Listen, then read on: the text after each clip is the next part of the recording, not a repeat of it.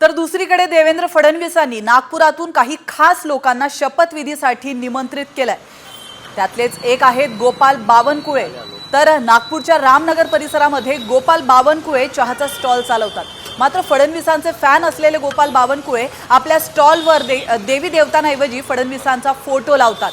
शपथविधी सोहळ्याला गोपाल बावनकुळे आपल्या स्टॉलवरून मोफत चहा वाटणार।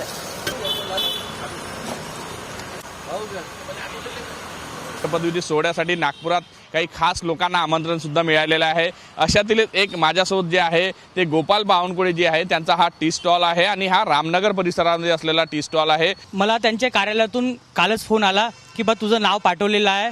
मी म्हटलं माझ्यासाठी आनंदाची गोष्ट आहे की एका चहावाल्याचे नाव तुम्ही मला शपथविधीसाठी निमंत्रण दिलेलं आहे। मला निमंत्रण आलेलं आहे। माझी हे दुकान उघडायला मला कमीत कमी मॅक्झिमम 3.5 वर्ष 4 वर्ष झालेलं आहे।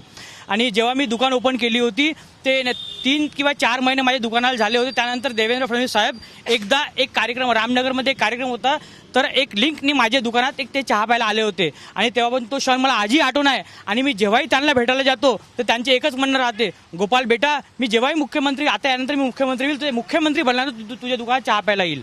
व्हिडिओ जर्नलिस्ट अशांत रंगारीसह पराग डोबळे, साम टीव्ही न्यूज, रामनगर, नागपूर।